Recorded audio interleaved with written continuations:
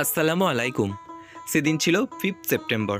এবছর যেহেতু শিক্ষক দিবস আর ফাতেহা দোয়াজ দাহাম একদিনেই পড়েছে, তাই আমাদের স্কুল 5 সেপ্টেম্বর ছুটি ছিল।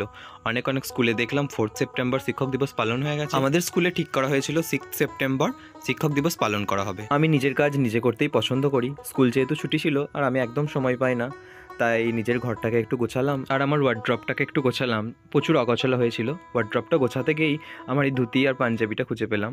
ধুতিটা অনেক দিন ধরেই খুঁজে পাচ্ছিলাম না। এই ধুতিটা আমি আমার এক দাদার বিয়েতে কিনেছিলাম, তারপর আর পরা হয়নি। ভাবলাম কাল স্কুলে পরে যাব। আর এই ধুতি পাঞ্জাবি পরা আমি সঞ্জু বড়াইদার কাছ থেকেই ইন্সপায়ার্ড হয়ে পড়েছি। দাদা, তুমি যদি এই ভিডিওটা দেখে থাকো প্লিজ একটা রিপ্লাই করো। আর আমাদের বাঙালির তো ঐতিহ্যবাহী পোশাক হচ্ছে ধুতি পাঞ্জাবি।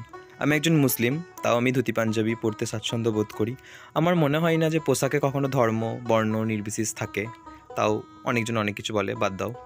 তারপর যেহেতু 6 সেপ্টেম্বর, সকাল সকাল রেডি হয়ে যাওয়া, শিক্ষক দিবস। এটা কোলাপুরি চপ্পল। অনেক দিন পর ধুতি পরলাম, তাই নিজেকে একটু অন্যরকম লাগছিল। এবার স্কুলে যাওয়ার পালা। স্কুলে গিয়ে দেখি ছাত্রছাত্রীরা সাদা পোশাক পরে রেডি, সব চলে এসেছে। সুব্রত, ও আমার কলেজ ফ্রেন্ড, এখন আমরা একই স্কুলে জব করি। ও ধূপ জ্বালালো, ও এসব কাজ খুব ভালো পারে। এবার মাল্যদান করলো সুব্রত স্যার। এবার এক এক করে সবাই পুষ্প প্রদান করবেন সর্বপল্লী রাধাকৃষ্ণনের ছবিতে।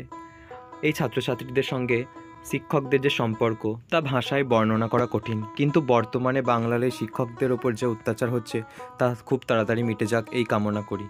তারপর স্কুলের ছাত্রছাত্রীরা আমাদের কিছু সাংস্কৃতিক অনুষ্ঠান করলো। আর শিক্ষক দিবসের দিন শিক্ষকদেরকে ছাত্ররা উপহার দেবেই, এটা তাদের কর্তব্য। আমাদেরও কর্তব্য তাদেরকে খাওয়ানো। ও রকিবা, আমাদের স্কুলের নাচের ম্যাডাম, খুব সুন্দর নাচে। আর আমাকে ছাত্রছাত্রীদের সঙ্গে সময় কাটাতে এত ভালো লাগে।